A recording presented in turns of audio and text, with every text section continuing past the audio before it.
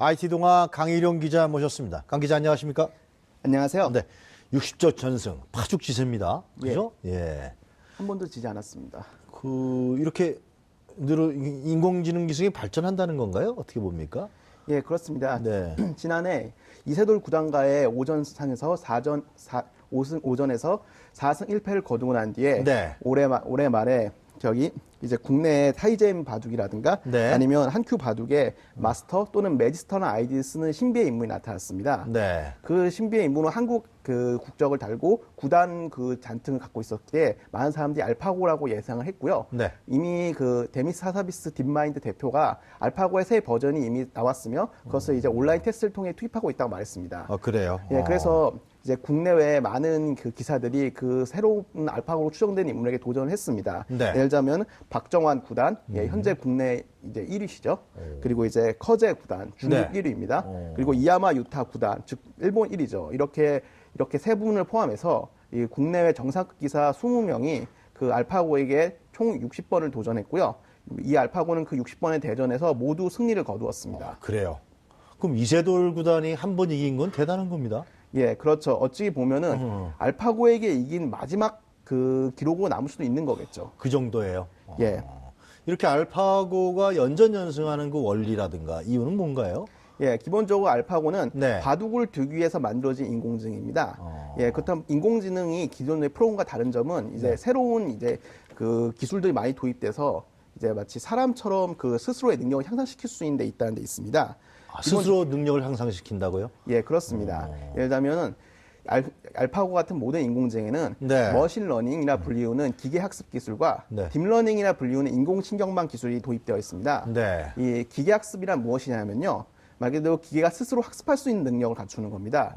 예를 들자면 사람이 학교에 들어가서 어떻게 교육을 받는지 아시죠? 이제 맨 처음에 선생님께 교육을 받습니다. 네. 그러니까 알파고도 그런 형태의 먼저 교육을 받습니다. 이런 걸 감독학습이라 부르거든요. 개발자들이 수많은 바둑 기보를 알파고에 제공해서 네. 어떤 방향으로 바둑을 두는 게 옳은지 먼저 알파고한테 알려주는 겁니다. 네. 그렇게 해서 알파고가 먼저 배우고 난 뒤에 그다음 이제 학교에서 배우고 난 뒤에 이제 학생들은 어떻게 공부를 하죠? 예, 그러니까 자습을 하잖아요. 네. 그런 것처럼 알파고도 자습을 하는 겁니다. 그런 것을 이제 비감독학습이라 부르거든요. 아니 인간은 뇌세포가 있으니까 예, 그런 스스로 이제 학습한 능력을 개발을 하는데 예. 알파고도 그러한 인간의 뇌세포에 준하는 그러한 기능이 있다는 겁니다. 예, 그렇습니다. 그것을 바로 딥러닝이라고 부르는데요. 딥러닝. 예, 이제 우리말로 풀이하면 인공신경망입니다. 사람의 뇌에 있는 뉴런 네트워크, 즉 신경망을 컴퓨터 내에 인공지능을 구현해서 사람의 뇌와 동일한 구조를 만들어낸 겁니다. 그걸 통해서 이제 스스로의 능력을 향상시킨 거고요. 네. 그걸 통해서 이제 비감독 학습을 해서 예를 들면 학생들이 수능을 보기 위해서 계속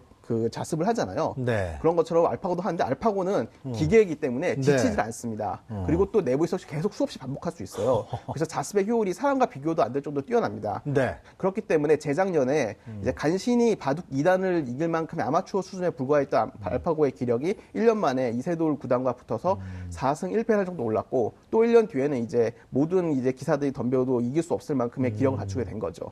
아니 근데 그 세계적인 고수들하고 이렇게 바둑을 두면서 그 속에서 또 많이 경험을 학습하면서 또 늘어나는 것도 있는 거 아니에요? 예, 그렇습니다. 즉 알파고는 계속 이 바둑을 두면 둘수록 자신의 능력을 향상시켜 나갑니다. 다만 이게 주의할 점이 하나 있는데요. 네. 세계적인 사람들과 붙었다고 해서 기력이 갑작스럽게 사람처럼 향상되는 게 아니에요. 놀라운 깨달음을 얻어서 그런 게 아니고요. 네. 세계적인 사람과 붙었던 것도 사실은 수십 번, 수백 번, 수천 번 반복했던 기보 중에 하나일 뿐입니다. 즉 알파고 핵심은요. 네. 꾸준히 오래 했기 때문에 아주 약간씩 미세히 향상돼서 결국 그게 미세 싸운 게 결국 산이 된 거죠.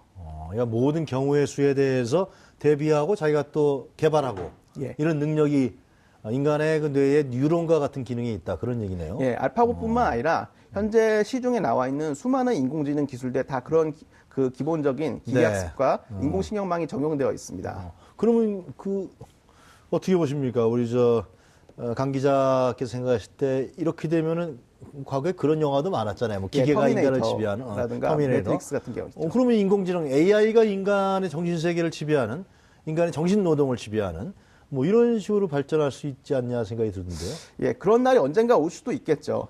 하지만 지금 당장 그런 거에 대한 걱정은 하실 필요가 전혀 없다고 안 해도 생각됩니다. 됩니까? 예, 지금 현재 네. 인공지능은 강 인공지능과 약 인공지능으로 나눌 수 있습니다. 강 인공지능, 예, 강한 약. 인공지능과 약한 인공지능입니다. 그래요? 강한 인공지능이란 말 그대로 사람처럼 자아를 가지고 있는 인공지능입니다. 스스로 자아를 갖추고 사람이 무슨 명령을 내리기 전에 판단을 내리고 자아를 갖고 있다고요? 예, 그렇죠. 그다음 그걸 통해서 이제 그 자신의 능력을 향상시켜 나가는데요. 영화 속에서 흔히 많이 볼 수 있었죠. 터미네이터가 그렇고 스카이넷 같이 나오는데 네. 아니면 이제 얼마 전에 이제 마블 시리즈에 나온 아이언맨에 네. 자비스 같은 그 인공지능도 있을 수 있습니다. 하지만 어디까지나 영화 속에만 있습니다. 현실에는 강 인공지능이 없어요. 아, 그래요? 아직 그만큼의 기술을 갖출 만큼의 기술이 발달되지 않았습니다.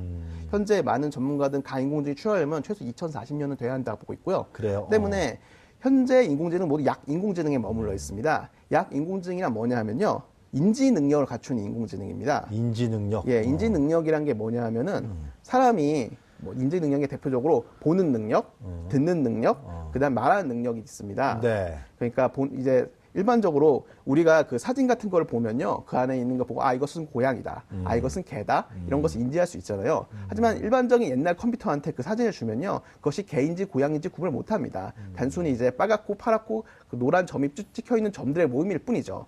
그런데 인공지능은 스스로 이제 볼 수 있는 능력, 들을 수 있는 능력, 말할 수 있는 능력을 얻어서 그걸 통해서 이것이 개다, 이것은 고양이다, 이것은 사람이다, 구분할 수 있는 능력을 갖게 되는 거죠. 현재 그래서 이게 사람의 발달 과정을 보자면요. 이제 태어나서 1살부터 5살 사이에 인지 능력을 얻는다고 보통 네. 보고 있습니다. 그때 보통 이제 사람이 말하는 걸 배우고 듣는 걸 배우고 이제 그런 걸 배우잖아요.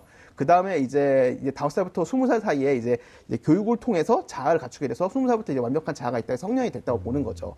즉, 그러니까 인공지능이 20살 성령이 되려면 아직 멀어 있고, 현재 인공지능은 1살부터 5살 사이에 있는 그 어린아이 수준의 걸음마 단계에 걷고 있다고 보시면 될 것 같습니다. 그래요? 예, 그렇기 때문에 이 약 인공지능은 사람이 명령을 내리지 않으면요, 더 이상의 수행을 하지 않아요. 네. 사람이 명령을 내려야만 그 명령의 최적의 방법을 찾아서 스스로의 능력을 향상시키는 거지, 사람이 명령을 내기 전에 알아서 먼저 한다는 개념이 없습니다. 그런데 말이죠. 그 이세돌 구단하고 그 같이 대국을 했던 알파고는 예. 인지 능력의 이상을 가는 인공지능을 갖고 있는 거 아니에요? 정확한 전형적인 인지 능력 갖고 있는 인공지능이었습니다. 왜냐하면 알파고가 네. 그 기보를 우리가 컴퓨터에 직접 입력해 준 게 아니고요. 네. 보는 능력을 체크하기 위해서요. 그 바둑판 위에 바로 위에 카메라 설치했습니다. 그 카메라 위에서 그 바둑판을 보고서 그거 알파고 보고 그 이제 미국에 있는 이 알파고 본체 클라우드 컴퓨팅 속에 있는 본체가 체크해서 그게 대신 놔주는 아자왕, 원래는 로봇팔이 와서 대신 놔줘야 완벽한 이제 인공지능이 되고 그게 되겠는데 현재 로봇팔이 개발이 그만큼 안 돼 있어서 거기 알파고 개발자 중 한 명인 아자왕 박사가 대신 그 화면에 알파고가 출력해 준 것을 대신 놔준 형태로 진행을 했습니다. 즉 알파고는 보는 능력이랑 그다음 스스로의 능력을 향상시킬 수 있는 머신 능력 두 개 현재가 적용되는 상태입니다. 현재 말할 수 있는 능력과 들을 수 있는 능력은 없습니다. 현재는 그런 단계다. 예. 말할 수 있는 능력과 들을 수 있는 네. 능력은 다른 인공지능들이 갖고 있습니다. 그 강 기자 보시기에는 이렇게 인공지능 기술이 발전하게 되면은 이게 시장성이 상당히 있다고 보는 거죠. 개발하는 측에서는. 예, 그렇습니다. 올해 초 이제 미국 레스베이거스에서 열린 네. CES 2017, 즉 세계 가전 그 박람회에서 가장 큰 화두가 됐던 게 인공지능이었습니다. 인공지능과 그 관련된 기술이 각 쏟아져 나오는데 대표적으로 아마존의 알렉사라든가 네. 아니면 이제 인텔이나 엔비디아의 자율주행차 등 인공지능에 관련된 기술이 나와서 그것이 핵심 화두로서 각광을 받았습니다. 네. 예, 대표적으로 말씀드리자면 일단은 인공지능은요. 기업용 인공지능과 개인용 인공지능을 나눌 수 있습니다. 네. 기업용 인공지능이라는 게 뭐냐면은 기업이 어떤 일을 하냐는지 다들 아시죠? 그러니까 돈을 벌어야 됩니다. 즉 기업용 인공지능은 쉬워요. 돈을 버는 인공지능입니다. 그럼 어떻게 돈을 버느냐? 사람이 전문가들이 하는 일을 대신해줘서 그걸 통해서 돈을 벌 수 있겠죠. 대표적인 그 전문가용 인공지능으로 IBM에서 개발한 왓슨이나 아니면 마이크로소프트에서 개발한 코타나 애널리틱스 그리고 이제 구글에서 지금 딥마인드사에서 그 알파고를 만들기 전에 그 모체인 인공지능이 있습니다. 그걸 딥큐넷이라고 부릅니다. 즉 그 알파고의 본체죠. 그 본 모델인데 그 세 가지 정도가 대표적인 기업용 인공지능이라 볼 수 있습니다. 네. 이것은 왜 개발되었냐면요. 예를 들자면 의사가 올 때 어떤 능력이 필요하냐면 MRI를 판독하는 능력이 필요합니다. MRI를 보고서 자기의 그 경험을 통해서 이것은 이 사람은 몸속에 위암이 있다. 아니면 뭐 췌장암이 있다. 그런 걸 판독하는 고도의 기능이 요구를 보낸다. 하지만 기계가 그 MRI 볼 수 있게 된다고 가정해 볼까요? 그렇게 되면 이제 기계가 직접 MRI를 보고 판독해서 현재 정확도율이 90%를 넘어가면 이미 그 사람을 능가했다고 보는 정도입니다.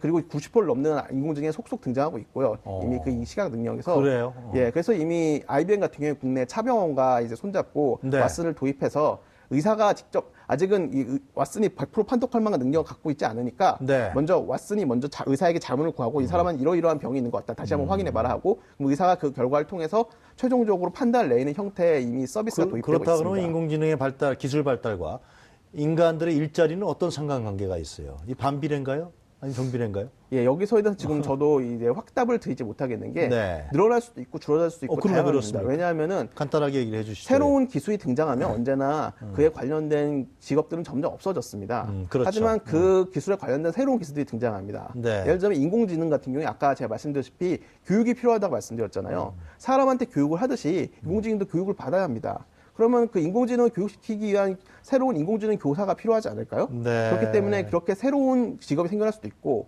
그다음에 인공지능이 대체할 수 있는 직업들이 있겠죠. 변호사, 그리고 이제 제가 하고 있는 직업이죠. 기자, 네. 또 의사, 아니면 통역사, 이렇게 인공지능을 통해서 점점 없어지는 직업도 생겨날 겁니다. 하지만 그렇다고 해서 그 직업이 옛날 기계가 등장했다고 해서 장인이 없어진 건 아니잖아요. 때문에 인공지능만 영역이 있어서 그 영역을 확보하되 사람도 그 축소는 될 수 있겠지만 그 직업 자체가 아예 없어지는 일은 없을 거라고 그러나 봅니다. 단순 노동이라든가 단순 정신 노동 분야는 많이 축소되겠네요. 그죠? 예, 축소될 수는 있지만 없어지는 않고. 기자직도 없어지는 거예요? 예, 기자 없어지면 뭐 저도 새로운 직업 알아봐야죠. 하여튼 뭐 그거는 나중에 얘기겠죠. 그죠? 예. 강 기자께서 보시. 잘 알겠습니다. 오늘 말씀 잘 들었습니다. 감사합니다. 예, 감사합니다. 네, 지금까지 IT 동아의 강일용 기자였습니다.